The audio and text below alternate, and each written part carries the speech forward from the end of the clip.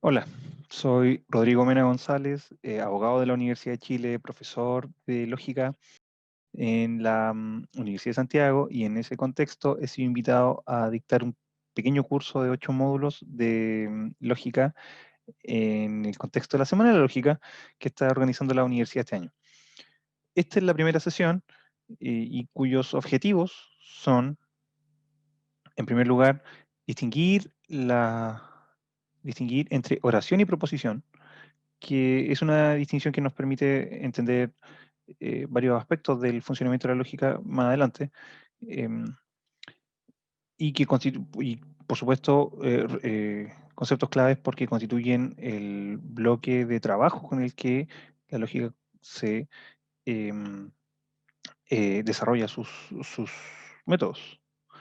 En segundo lugar, nos interesa también distinguir dos conceptos de lógica em, que en el curso de esta presentación resultarán ser equivalentes, y además destacar un concepto en particular que es el de consecuencia lógica, que subyace a ambos y que va a ser de interés en el resto también del curso. Comencemos. Nos interesa llamar la atención respecto de este hecho particular del lenguaje, y es que podemos usar diferentes secuencias de palabras, de las mismas palabras, para expresar una misma idea. En pantalla aparecen 4 oraciones. En cada una de ellas las palabras tienen posiciones distintas y sin embargo nos sugieren la misma idea. También podemos emplear expresiones diferentes para expresar la misma idea, eso desde luego. En pantalla aparecen 3 oraciones, o tres, mejor dicho, secuencias de palabras. La primera se distingue de la segunda porque en la primera aparece la palabra Napoleón, mientras que en la segunda aparece la expresión el emperador. En la primera aparece la expresión monta a, y en la segunda aparece la expresión anda al lomo de. Y en la primera aparece la expresión su caballo, que en la segunda es sustituida por la palabra marengo. Cada una de ellas son, en cierto modo, expresiones sinónimas. Por lo tanto, son capaces de expresar la misma idea a pesar de tratarse de palabras diferentes. Lo mismo ocurre con, obviamente, la oración en tres. A veces, incluso, podemos expresar una misma idea con lenguajes diferentes. Ocurre con las secuencias de palabras que aparecen en pantalla. 4, 5 y 6 expresan lo mismo que 1, solo que 1 lo hace en español y 4 lo hace en francés, 5 lo hace en inglés y 6 lo hace en alemán. A partir de lo anterior podemos entender, o mejor dicho, definir a una oración como una secuencia de palabras que en un lenguaje determinado. Una secuencia de palabras en un lenguaje determinado. Por lo tanto, depende específicamente de las palabras o símbolos que posea. Esto es lo que nos permite distinguir, por ejemplo, entre 1 y 2, puesto que son oraciones con palabras distintas. También las oraciones dependen del lenguaje particular en el que se encuentren, eh, lo que nos permite distinguir entre 1 y 3. Uno está, a pesar de expresar la misma idea, uno está en español, pero 3 está en inglés. Además, las oraciones dependen del orden de las palabras que contengan, digamos, por lo que nos permite distinguir a 1 y 4. En todo caso, las oraciones tienen que obedecer ciertas reglas de formación. Esto nos sugiere que la secuencia de palabras en 5 no constituye una oración del lenguaje castellano, dado que la posición de sus palabras respectivas no coincide con aquella que prescriben las reglas gramaticales. En oposición a lo anterior, diremos que una proposición, entonces, es la idea expresada por una oración. Por ello, una expresión es independiente, una proposición es independiente de las palabras que contenga o de los símbolos que contenga. Esto nos dice que 1 y 2 son, en realidad, la misma proposición, pese a que se traten de oraciones distintas. Una proposición también es independiente del lenguaje en el que sea expresada. Por ejemplo, 1 y 3, en este caso, constituyen la misma proposición, a pesar de que tratarse de haber sido expresadas en lenguajes distintos, como el español o el inglés. Además, son independientes del orden en que aparezcan las palabras. Esto en, en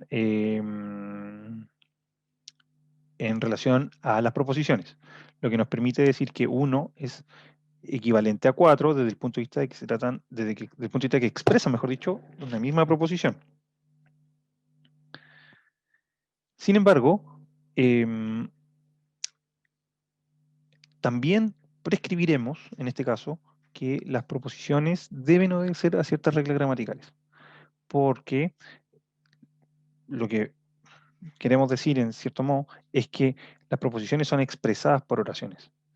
Mal podría una proposición, desde este punto de vista, ignorar reglas gramaticales si la oración que expresa está obligada a obedecerlas. En ese sentido, queremos decir que 5 no constituye una proposición. Esto es discutible porque en el tráfico cotidiano todos sabemos que con frecuencia cometemos errores gramaticales al expresarnos y eso no obsta a que ocasionalmente nos entendamos entre nosotros. En este caso, sin embargo, queremos establecer una cierta relación entre oraciones y proposiciones, de manera que las segundas sean comunicadas a través de las primeras. Por ende, los requisitos que constriñen a las primeras tienen que necesariamente constriñir también a las segundas. Desde este punto de vista en particular, eh, como en el ámbito de la comunicación. En todo lo demás, rigen las distinciones que hemos hecho hasta el momento. Pues bien, consideramos como proposiciones a las oraciones que aseveran cosas. Las proposiciones en ese sentido tienen un carácter descriptivo, son oraciones declarativas. Y en ese sentido pueden ser declaradas, pueden ser consideradas verdaderas o falsas según si su contenido coincide con, con lo que ocurre en la realidad. O sea, lo que describen el hecho que describen coincide con la realidad. Si tenemos, por ejemplo, dos oraciones como hoy llueve o hoy no llueve, depende del hecho de que ocurra la lluvia, el que consideremos a una u otra como verdadera o falsa. En este caso, por ejemplo, hoy llueve es verdadera, de acuerdo a la información planteada por la, mm, por la imagen en la pantalla. Esto nos permite considerar que las proposiciones en realidad constituyen cosas en las cuales nosotros podemos creer. Es decir, podemos depositar cierta expectativa de que lo que indique una proposición pueda ocurrir en la realidad. En ese sentido, consideramos una proposición como un ente abstracto y que en cierto modo vive fuera de un lenguaje específico, puesto que puede ser expresado por lenguajes distintos sin pérdida. Em, en todo caso, dependemos de los lenguajes concretos para poder comunicar estas proposiciones. Y esto lo hacemos, por lo tanto, a través de oraciones. El acto por el cual una oración aparece en el mundo lo, lo llamamos emisión, el acto de emisión. Por lo tanto, tenemos que tener en cuenta que una oración puede ser emitida de manera verbal o escrita. Una noción importante que sería interesante considerar o mantener en la mente es que en un acto de emisión un mismo símbolo o palabra puede aparecer varias veces. Eh, a esto le llamamos ocurrencia. Y en el caso, por ejemplo, de la proposición 1, que aparece en pantalla, o mejor dicho, de la oración 1, que aparece en pantalla, la palabra Napoleón ocurre una sola vez, en tanto que la letra A ocurre 5 veces, que están destacadas en la pantalla. A ver, otra cosa interesante que nos interesa llamar, respecto a la cual nos interesa llamar la atención, consiste en que empleamos el lenguaje para expresar diferentes cosas. En las 4 oraciones que aparecen en la pantalla, expresamos cosas distintas. En la oración 1, por ejemplo, expresamos certidumbre. En la expresión 2, duda. Y en la 3 y en la 4, deseo. El lenguaje nos permite, además, realizar diferentes actos. Y así, por ejemplo, emitir la oración 1 consiste en el acto de aseverar algo. En este caso, que Napoleón venció a los austríacos en Austerlitz. Emitir 2 consiste en este caso en preguntar, en efectuar una pregunta. Dado el carácter imperativo con el que puede ser emitida 3, consideramos que esta oración, que emitir esta oración constituye dictar un mandato. Y dado, y en la oración 4, emitir 4 consiste en una petición. Entonces, eh, depende de cómo se haga el acto de emisión también, que una misma oración, a pesar de contener también expresar algo semejante, puede constituir actos diferentes. Reforzamos, de hecho, este carácter expresivo del lenguaje con la adición de símbolos que nos permiten clarificar nuestras intenciones. Por lo tanto, utilizamos signos de interrogación o de exclamación que muestran este hecho.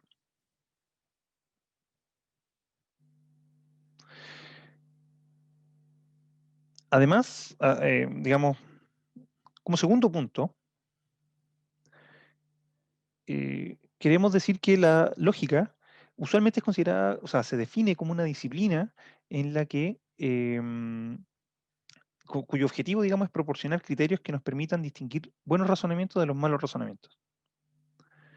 Un razonamiento es bueno cuando la conclusión de este razonamiento es una consecuencia de sus premisas o de las razones que tuvo en cuenta en primer lugar para poder desarrollarse.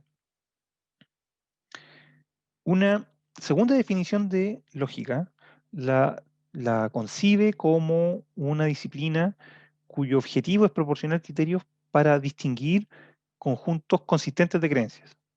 Un conjunto es consistente, un conjunto de creencias, mejor dicho, es consistente cuando está libre de contradicciones. O también cuando son todas compatibles entre sí. Ahora, es interesante notar que tanto relaciones de consecuencia como relaciones de consistencia entre proposiciones son interdefinibles. Y eso es lo que vamos a ver al final de este módulo.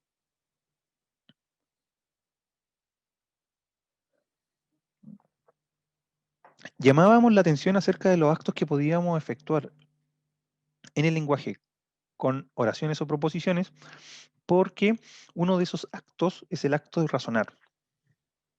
Razonar no lo vamos a definir en la forma en como supuestamente aparece en el diccionario, ni desde un punto de vista psicológico o técnico. Nos interesa considerar un razonamiento, el acto de razonar como un acto en que eh, consideramos cierta información, la ponderamos, la relacionamos, la evaluamos entre sí y obtenemos otra pieza de información que nos permite conocer algo del mundo o tomar ciertas decisiones. Entonces, razonar es un acto complejo de ponderación de razones. Usualmente se considera como equivalente al acto de argumentar o mejor dicho, argumentar es una forma de razonar.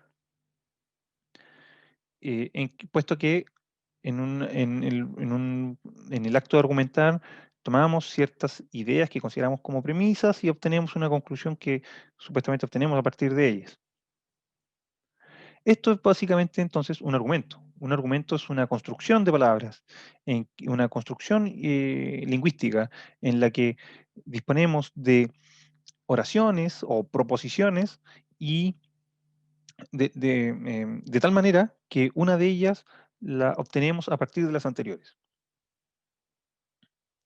Lo podemos definir tal cual como aparece acá. Un conjunto de razones o premisas separadas de una conclusión que se sigue de ellas mediante una expresión derivativa. Acá tenemos un ejemplo. Si Napoleón invade Inglaterra, entonces tendrá carta ancha para dictar los destinos de la Europa continental. Napoleón invade Inglaterra. Por lo tanto, tendrá completa libertad para decidir los destinos de Europa. En todo argumento se distinguen tres partes. La primera está constituida por las premisas, que son aquellas piezas de información o oraciones o proposiciones, mejor dicho, que consideramos de manera inicial para nuestro proceso reflexivo de razonamiento. En este caso, son dos. La primera es una expresión condicional. Si Napoleón invade Inglaterra, entonces tendrá carta ancha para dictar los destinos de la Europa continental. La segunda es una proposición simple. Napoleón invade Inglaterra. El segundo elemento de cualquier argumento es esta expresión derivativa, que es la que nos indica o nos muestra en el lenguaje que la siguiente idea deriva de las anteriores. En este caso, es el por lo tanto. Se pueden ocupar otras expresiones en el lenguaje, usualmente se hace, pero esta es la más común. Y esta es la que aparece en general en nuestra práctica argumentativa. La última parte de un argumento es su conclusión, que es supuestamente la idea que se deriva de las anteriores. En este caso, si nosotros la dejamos tal cual, aparece incompleta. Una secuencia de palabras que no constituyen una secuencia admisible de acuerdo a las reglas gramaticales. Tendrá completa libertad para decidir los destinos de Europa. Es simplemente un predicado que nosotros decimos de algo que en estos momentos no hemos mencionado. Entonces, para corregir esa situación, en este caso, introducimos Napoleón, puesto que la palabra Napoleón, que es el individuo a quien nos referimos en el resto de las oraciones, en el contexto de este razonamiento, ha sido omitido por una razón eufónica, por el propósito de que nuestras expresiones suenen elegantes y bien en el lenguaje. A pesar de que, desde un punto de vista puramente gramatical, pueda parecer incompleto. Ordenamos usualmente un argumento de la siguiente manera. Ponemos una lista de las premisas en primer lugar, luego la expresión derivativa que nos habilita a obtener una conclusión que va en último lugar. Corrientemente también se sustituye la expresión derivativa por una línea horizontal que separa premisas de conclusiones.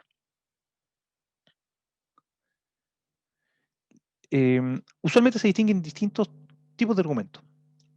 La tradición más clásica, o mejor dicho, la tradición más antigua, distingue entre argumentos deductivos e inductivos.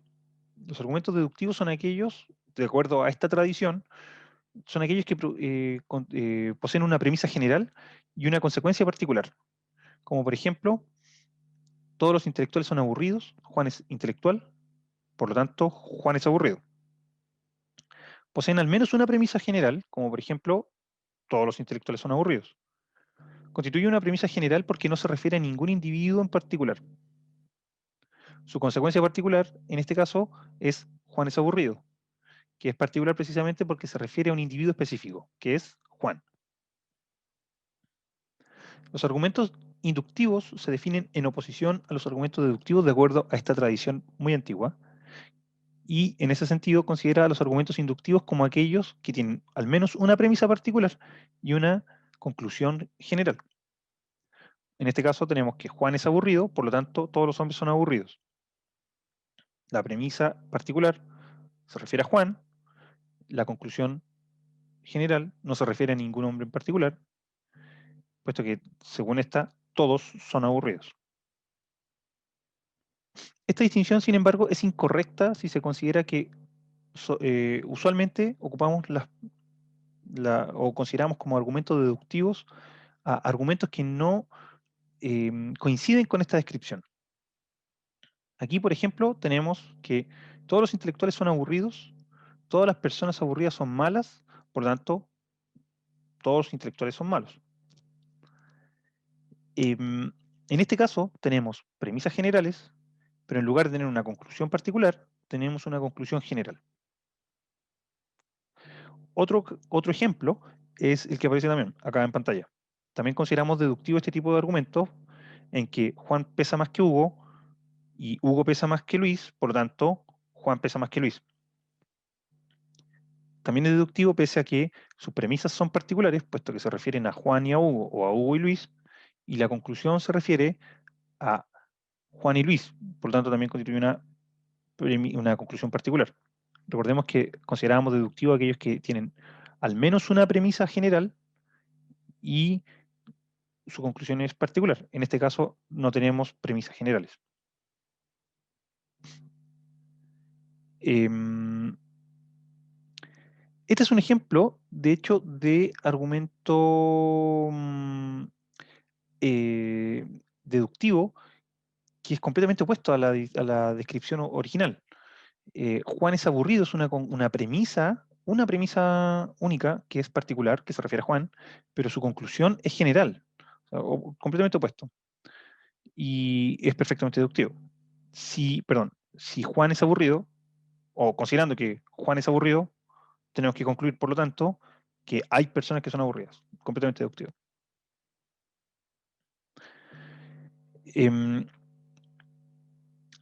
Esta tradición también falla en describir los argumentos que nosotros usualmente consideramos inductivos en nuestro uso cotidiano del lenguaje. Cuando decimos, por ejemplo, que dado que todos los caballos son veloces, por lo tanto todas las cebras son veloces, estamos efectuando una inducción en que tanto la premisa como la conclusión son generales, al revés de lo que decía la tradición, que según la cual una inducción es una suerte de argumento, o sea, es un argumento, mejor dicho, en que la premisa es particular, pero la conclusión es general. Acá no tenemos premisa particular.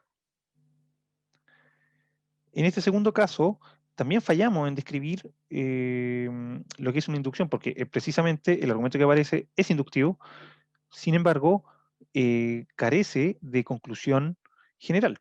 De hecho, es opuesto. Tenemos una premisa general y una conclusión particular.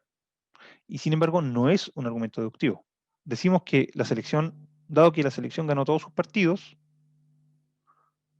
podemos concluir que la selección ganará mañana. Inductivo, en absoluto deductivo. Sin embargo, premisa general, conclusión particular. Y este es otro ejemplo en que tampoco, a pesar de tratarse de una inducción, tampoco podemos describirla de acuerdo a la tradición original, que consideraba inductivo a los argumentos que tenían una premisa particular y una conclusión general, puesto que acá tenemos solo premisas y conclusiones particulares. 4 indica que el sol salió ayer, se refiere en particular al día de ayer, y la conclusión es que el sol saldrá hoy, que se refiere en específico al día de hoy.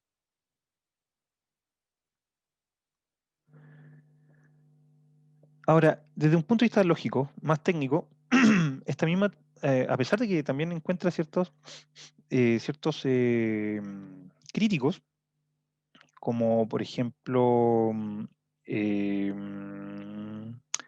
Epstein, la distinción entre argumentos deductivos o inductivos puede ser conceptualizada de esta forma. Se considera deductivo aquellos argumentos en que es imposible que sus premisas sean verdaderas y su conclusión falsa. Repito, es imposible que sus premisas sean verdaderas y su conclusión sea falsa. Un ejemplo, hoy llueve o hace frío, pero no hace frío. Por lo tanto, hoy llueve. Este argumento es válido, perdón, es deductivo. A partir de las premisas, a partir de las premisas, hoy llueve o hace frío y no hace frío, podemos derivar la conclusión hoy llueve. Si, y es efectivamente imposible que siendo verdaderas 1 y 2, 3 llegue a ser falsa. En oposición a esto, los argumentos inductivos son aquellos en que no es imposible, sino improbable que sus premisas sean verdaderas y su conclusión sea falsa. Ya no se trata de imposibilidad, de una modalidad tan intensa, sino de improbabilidad. Por ejemplo, llovió toda la semana pasada, por lo tanto, hoy llueve.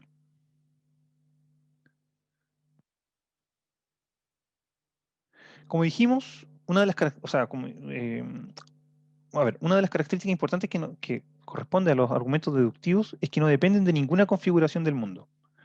De acuerdo a la expresión 1, indicamos que o llueve o hace frío. Si nosotros nos comprometemos con la verdad de que o llueve o hace frío, y al mismo tiempo nos comprometemos con la verdad de que no hace frío, entonces no tenemos más opción que, no tenemos ninguna opción más que sostener que hoy llueve. No necesitamos ir al mundo y verificar si llueve o hace frío.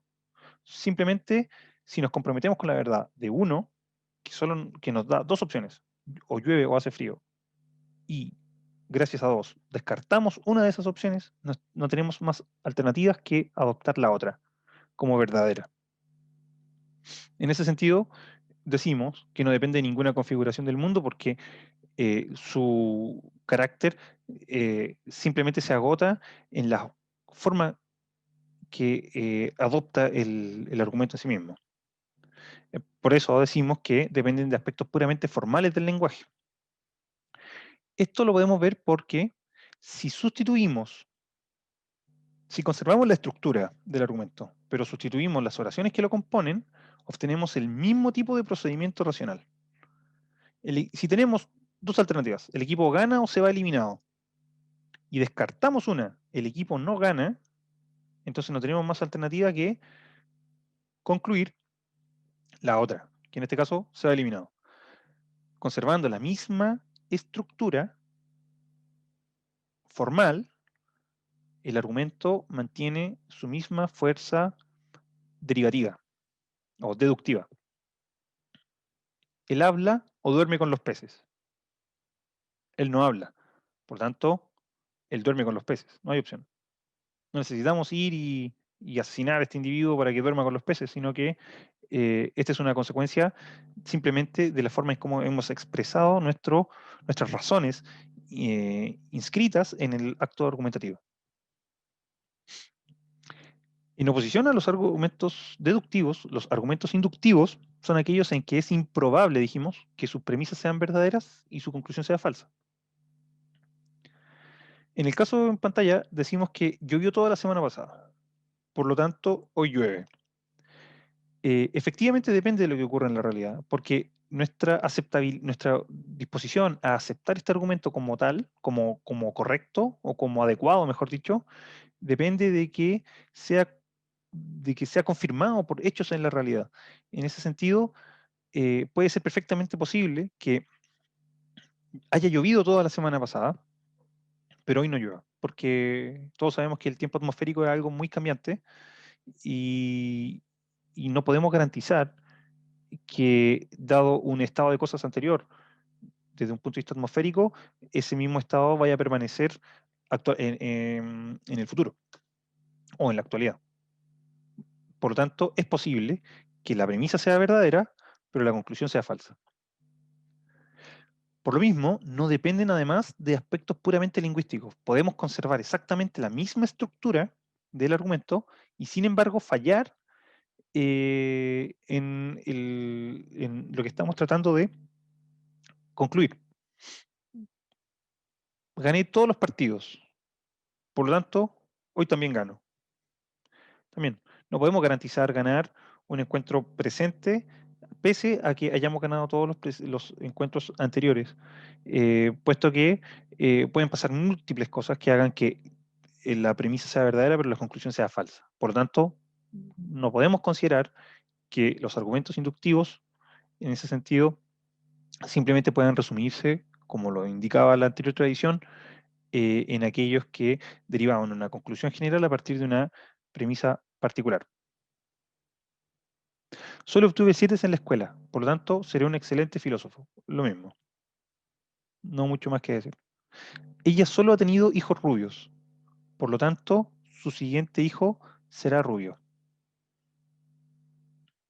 Eh, Idéntico. No, el hecho de que haya tenido hijos rubios no implica que necesariamente el hijo siguiente también lo sea. A pesar de los avances que tenemos desde el punto de vista genético, otros hechos pueden ocurrir en el acto de la concepción que genere un cambio en la tendencia anterior. Por lo tanto, es posible que la premisa sea verdadera y la conclusión, sin embargo, sea falsa. Mal podría ser entonces un argumento deductivo.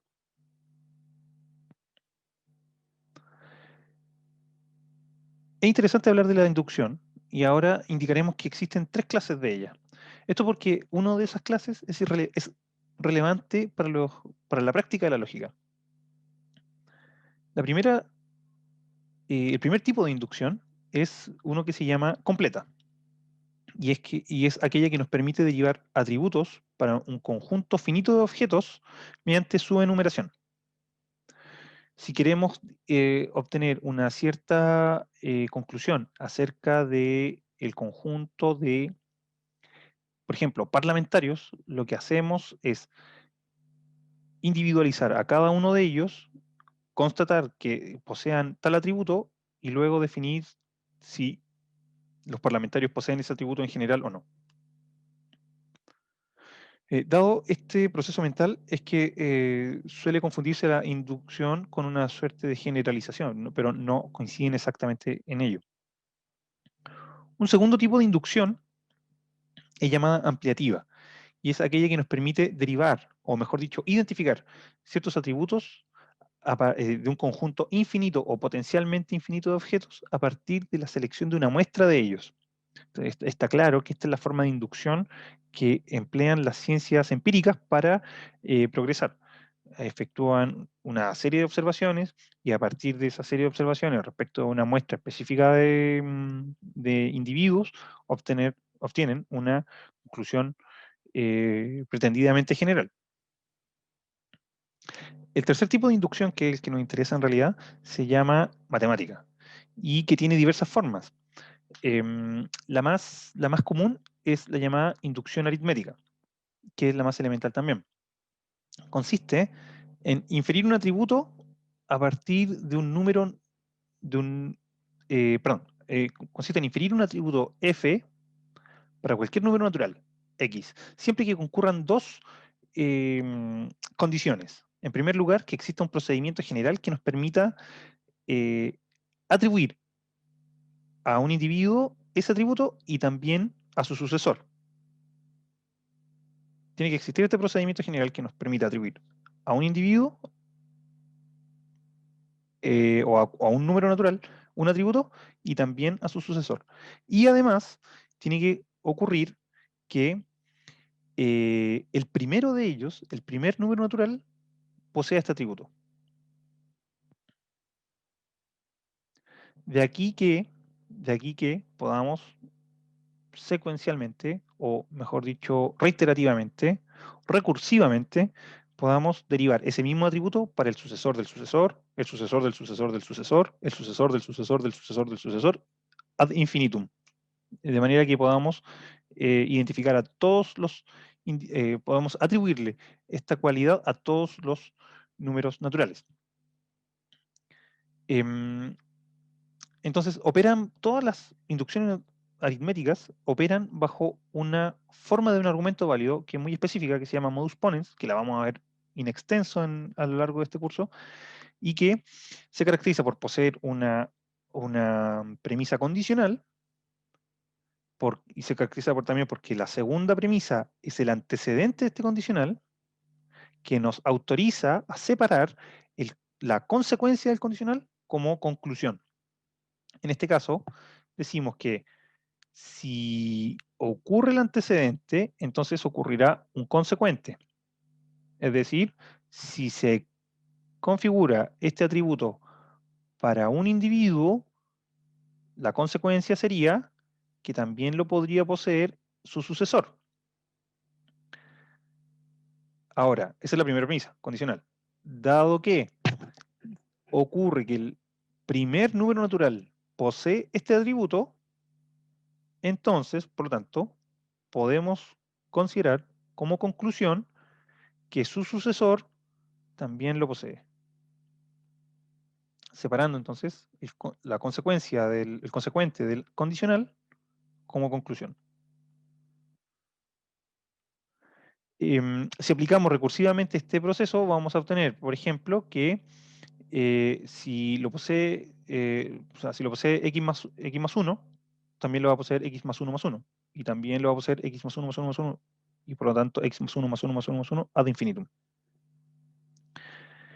Eh, es interesante considerar que, según la tradición, si no me equivoco, Séneca estimaba que las inducciones completas eran innecesarias, porque si para derivar un determinado atributo de un conjunto finito de objetos, si necesitamos enumerarlos uno a uno, entonces el proceso es obvio, es evidente.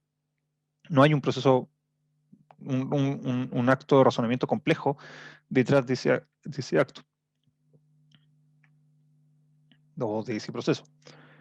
Decía que las ampliativas eran en cierto modo inválidas, puesto que siempre, o sea, generalizar, dar un paso inductivo, como se llama, y generalizar un hecho particular siempre puede ser falso. En tanto que la inducción matemática era la única que nos proporcionaba ciertas bases para eh, obtener consecuencias ciertas a partir de premisas ciertas. Acá tengo un ejemplo, lo había olvidado. Acá tengo un ejemplo de una inducción matemática. La propiedad que quiero generalizar era que sumar 2 a un número siempre va a ser mayor que sumar 1 en el conjunto de los números naturales.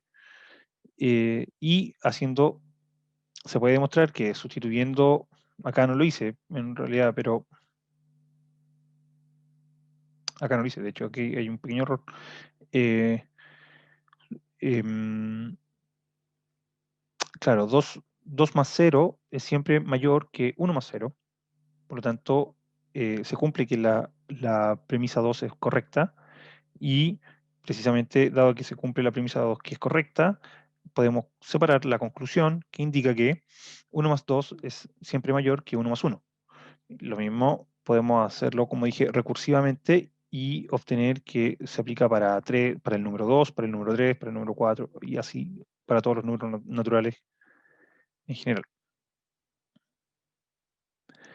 Por último, o, o, o más que por último en realidad, otra cosa que interesa señalar es, dado que ya hablamos sobre el concepto de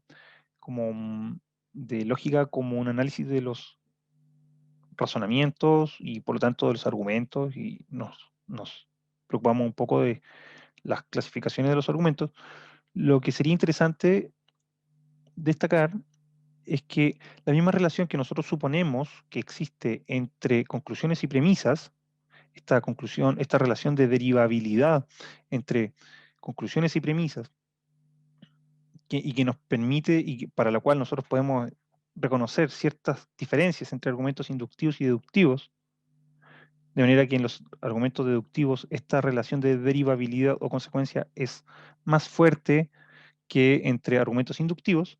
Este mismo hecho puede relacionarse a la noción de la lógica considerada como sistema de creencias, como una disciplina que nos permite distinguir sistemas de creencias consistentes con sistemas de creencias inconsistentes.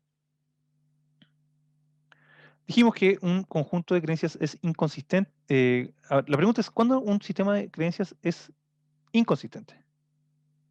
Decimos que un sistema de creencias es inconsistente cuando sus creencias, las creencias que integran este conjunto, son incompatibles. Ejemplo, si una persona censura la infidelidad, pero es ella misma infiel, ¿significa que es inconsistente?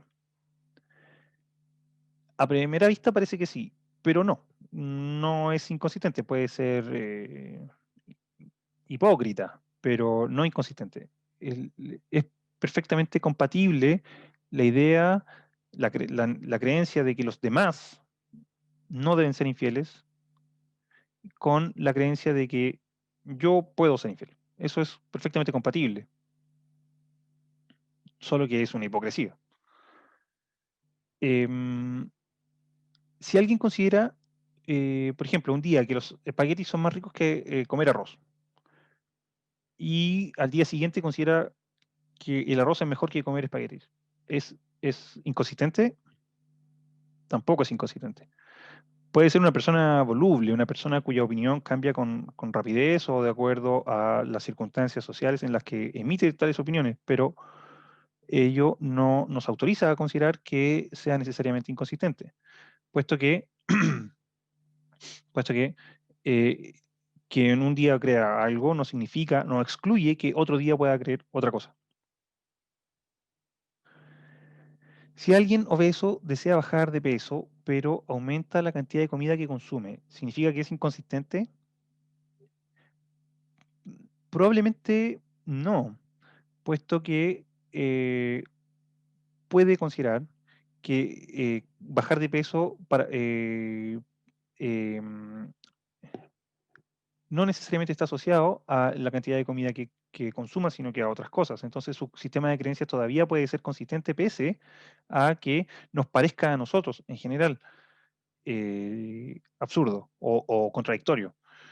Puede ser una persona eh, con ciertos problemas, etcétera, pero no significa necesariamente que eh, sus opiniones sean precisamente contradictorias.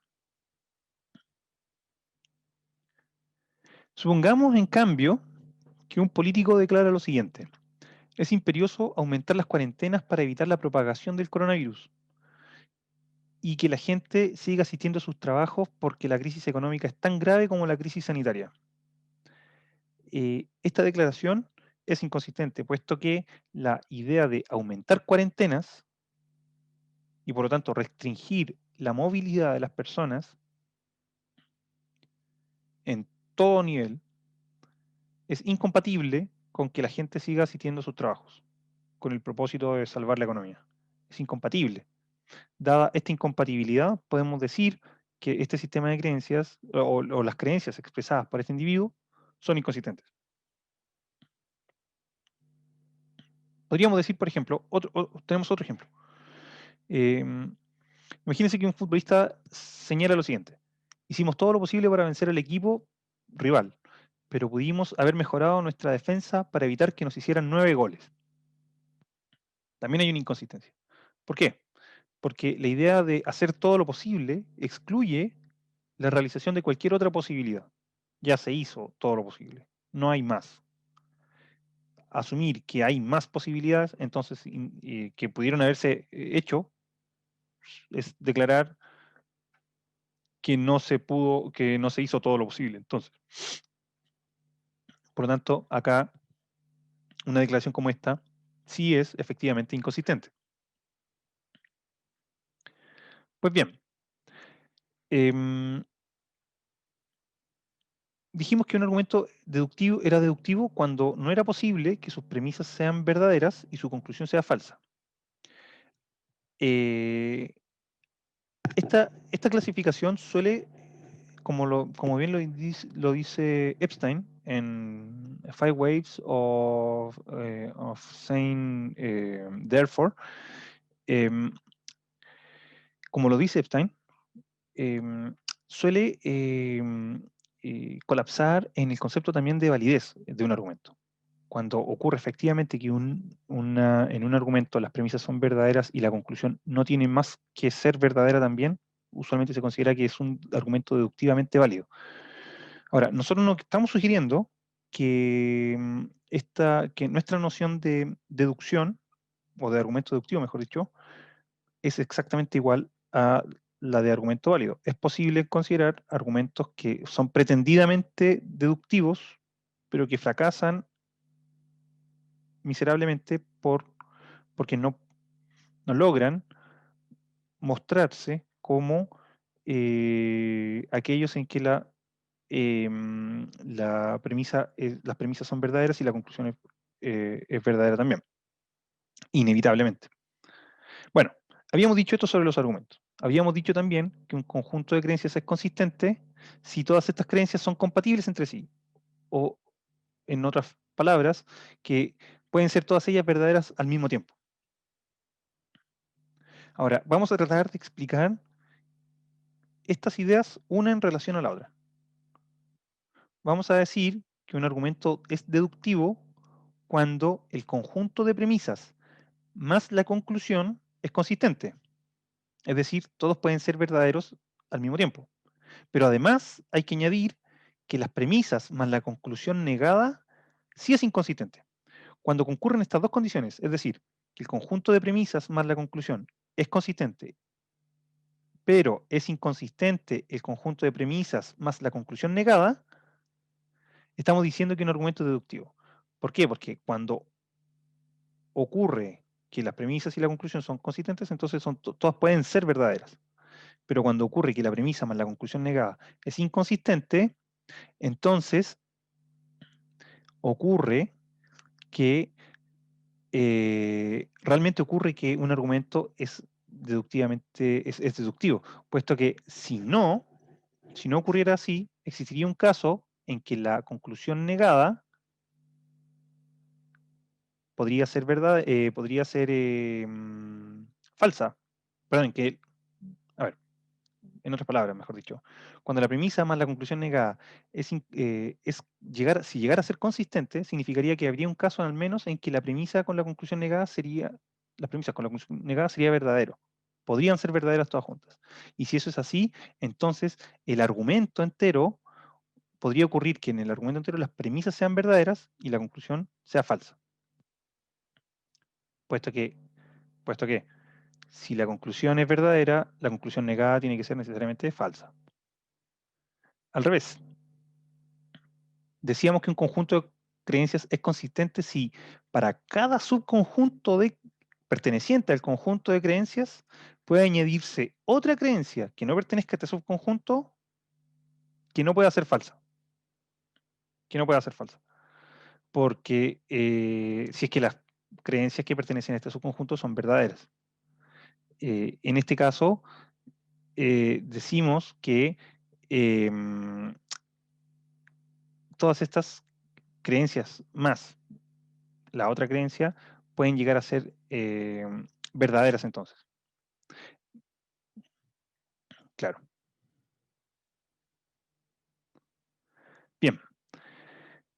Habiendo indicado esto, es decir, que los conjuntos de creencias pueden ser explicados desde un punto de vista argumentativo como una relación de consecuencia entre subconjuntos de creencias y otras creencias también pertenecientes al mismo conjunto, o que los argumentos pueden ser considerados como conjuntos consistentes de razones que no toleran inconsistencias, podemos decir que la noción de consecuencia que aplicamos en los argumentos la podemos generalizar a el estudio tanto de las creencias como de los argumentos. Que la relación de consecuencia entre premisas en un argumento, entonces, puede ser considerada para las dos nociones de lógica que hemos descrito al principio como una noción central. Ahora, ¿a qué nos referimos cuando hablamos de relaciones de consecuencia em, desde este punto de vista lógico? Empleando el lenguaje de la teoría de conjuntos, Alfred Tarski, que es probablemente uno de los lógicos más grandes del siglo XX, definió esta noción de acuerdo a ciertos axiomas. Antes de definirla, voy a mostrar a qué nos referimos cuando hablamos de conjuntos. Voy a decir dos cosas.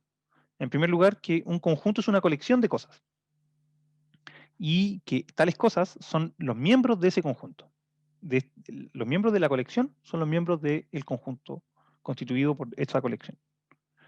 Además, que si nos referimos indeterminadamente a cualquiera de estas cosas, usualmente empleamos una variable, que es la x. Y simbolizamos esta relación de pertenencia mediante, mediante este símbolo particular, a ver si lo puedo indicar acá, este símbolo particular, dispuesto entre el miembro supuesto del conjunto y el conjunto. Por último, podemos decir que vamos a dar esta definición, decimos que un conjunto es un subconjunto de otro o que está incluido en otro si cada uno de sus miembros, si cada uno de los miembros del primero son miembros del segundo. Y se simboliza por esta suerte de herradura que aparece entre dos conjuntos, entre los dos conjuntos, entre el subconjunto y el conjunto.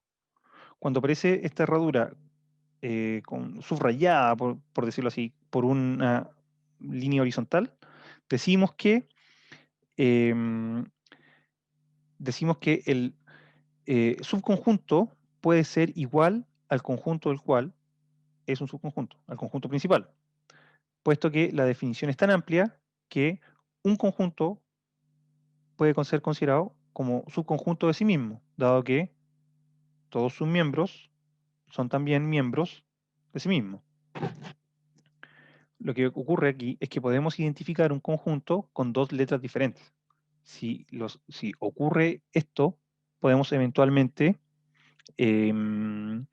estar hablando del mismo conjunto y por lo tanto esta relación de inclusión no logra excluir estos casos en que un conjunto se considera subconjunto de sí mismo. Bueno, Tarski consideró que una relación de consecuencia o una operación de consecuencia, no vamos a hacer esa distinción en este momento acá, debe cumplir las siguientes características. En primer lugar, decimos que un conjunto de premisas es un subconjunto del conjunto integrado por las consecuencias de esas premisas. Esto porque, de acuerdo a la forma en que hemos considerado el proceso de argumentación, una premisa puede ser la conclusión de un mismo argumento. Por ejemplo, el perro ladra, por lo tanto, el perro ladra. Este caso extremo de argumentación es usualmente considerado como una argumentación posible y de carácter deductivo, de hecho, y por lo tanto es captado este caso en esta primera regla. Las premisas son parte también del conjunto de sus conclusiones. En segundo lugar, decimos que si tenemos dos conjuntos y uno de ellos es un subconjunto del otro, entonces las conclusiones del primero son conclusiones del segundo. Lo que indica en cierto modo esto es que em, eh, las consecuencias de un conjunto de premisas son un subconjunto del conjunto de consecuencias generales en que estas premisas son solo una parte. Es decir, em, eh, en ningún caso la obtención de un conjunto particular de consecuencias significa obtener, a ver, ¿cómo decirlo? Esto es importante. A ver, lo que queremos decir es que claro, las consecuencias, el conjunto de consecuencias que podamos obtener a partir de un conjunto particular de premisas seguirá siendo siempre un subconjunto de las consecuencias de estas mismas premisas si se añaden otras premisas adicionales. Eso es. Eso es. Por último, em, queremos decir que el conjunto de consecuencias, o sea, el conjunto de consecuencias que obtenemos de una determinada conjunto de premisas, obtenemos también sus consecuencias, no vamos a obtener más información o nueva información que el conjunto, que las que podemos obtener del conjunto de premisas original. Es decir, esto significa, esto se llama usualmente idempotencia desde el punto de vista técnico. Y lo que nos dice esta idea es que no importa, no importa cómo analicemos nuestras premisas, no importa cómo analicemos nuestras premisas, si, em, si tratamos de obtener las consecuencias últimas de todas nuestras premisas, no vamos a obtener nueva información acerca del mundo si no introducimos nueva información acerca del mundo. Eso es, básicamente. Una relación de consecuencia lo que nos muestra es que podemos analizar o reconsiderar nuestras razones en todas sus posibles consecuencias y en toda su posible complejidad. Sin embargo, no vamos a saber más del mundo que lo que nos digan originalmente las premisas. Eso es. Esto puede ser un resultado que aparentemente es desalentador, pero en realidad es muy estimulante porque nos indica que, por una parte, hay información que podemos obtener, que está implícita en nuestras premisas, de la cual no teníamos conocimiento necesariamente, pero que podemos obtenerla, y por otra parte, nos permite mostrar que el proceso de obtención de nuevas conclusiones está asociado necesariamente a la obtención de nuevas, o sea, de conclusiones diferentes, de conclusiones más informativas acerca del mundo, está necesariamente asociado a la necesidad de acudir al mundo y obtener nuevas premisas. Eso es. Bueno, eso es todo por esta sesión y espero que haya sido de utilidad. Cualquier duda se podrá efectuar en la sesión disponible de consultas abierta al público y en todo caso espero que sea al menos un puntapié inicial para el desarrollo de las inquietudes que se pretenden resolver también en un curso de lógica de estas características. Gracias por su atención y nos vemos en la siguiente sesión.